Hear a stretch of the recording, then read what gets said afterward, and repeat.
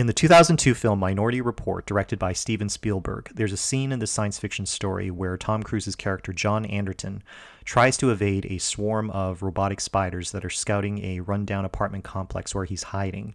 In this video, we'll explore how the scene uses basic principles of creating suspense to engage the audience as we wonder how the main protagonist will escape the situation. Per usual, there will be spoilers to the story of Minority Report, so I recommend checking it out before proceeding further. Earlier in the film, the sci-fi world of the story is quickly established where we see John Anderton initially working with a law enforcement unit called Pre-Crime. With the aid of 3 precog individuals who can see glimpses of the future, the crime unit arrests future perpetrators of criminal acts before the crimes are committed. Through a twist of events, the main protagonist, John Anderton, discovers that he's been identified by the precogs as a future criminal, and so he escapes from his team and goes on the run. When we get to the scene with the robotic spiders, John has undergone a drastic surgery to switch out his eyes with replacement ones so that he can escape any scanning from law enforcement and not to be identified as his former self.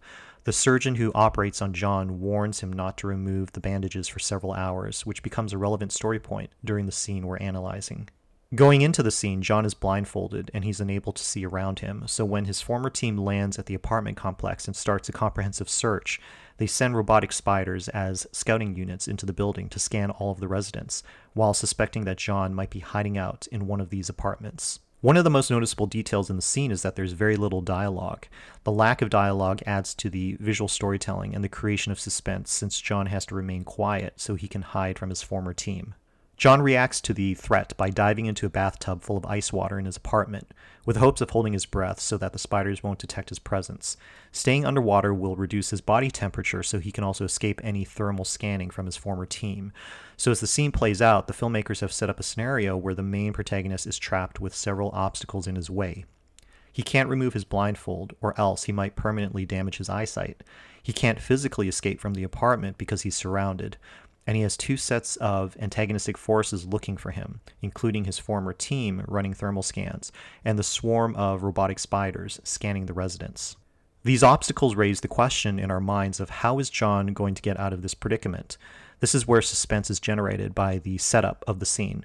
Recognizing these obstacles, John has to react by diving into the bathtub and hiding, which becomes his first tactic. We see an initial spider moving into the bathroom where John is hiding, but it doesn't pick up on his presence. John is very still underwater, and he holds his breath. So the scene starts to manipulate us by playing on this dramatic push and pull of tension that keeps us at the edge of our seats.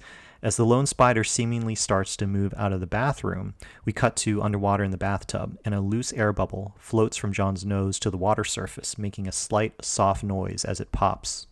This is the signal that causes the spider to return back into the bathroom, and now with other spiders in tow. John can't move or he will be detected, so now the scene dynamics have shifted with escalating tension. The scene cuts to more shots of John's former team advancing through the complex, which heightens the threat and pressure of John being discovered. Back in the bathroom, the spiders surround the bathtub, and then one of them sparks the water with its limb, causing John to feel momentarily electrocuted. This causes him to rise out of the water in pain, and thereby get cornered by the spiders. The spiders begin to repeatedly electrocute John, and this forces him into his very last resort tactic.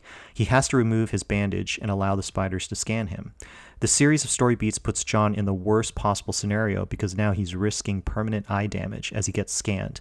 We know that if the scan works, the spiders will ID him as someone else, but we wonder will he even be able to see after the scan is completed. Meanwhile, the scene cuts to shots of his former team picking up on John's heat signal in the bathroom with their thermal scans, since he has risen from the bathtub. With John being scanned by the spider, the obstacles against John have escalated even further. Fortunately, John passes the scan test from the spiders, and his former team ends up not identifying him because they are reading data from his replacement eyes. John escapes from this scenario without being detected at the resolution of the scene. Overall, suspense is generated in this scene by the interplay of setup and payoffs. We enter into the scene recognizing a few obstacles for John as he tries to pursue his goal of not being tracked and discovered. But there are significant turns in the story beats, creating pivots where John suddenly finds himself in an even worse situation when he's forced to remove his bandage for the eye scan. So the element of surprise is created by these turns, and this heightens the suspense of the scene. As the audience, we keep returning to the key question raised by the scene. How will John Anderton escape from this predicament? Well-crafted suspense will consistently lead the audience to feel captivated, by the dramatic question raised by the scene, as seen here in Minority Report.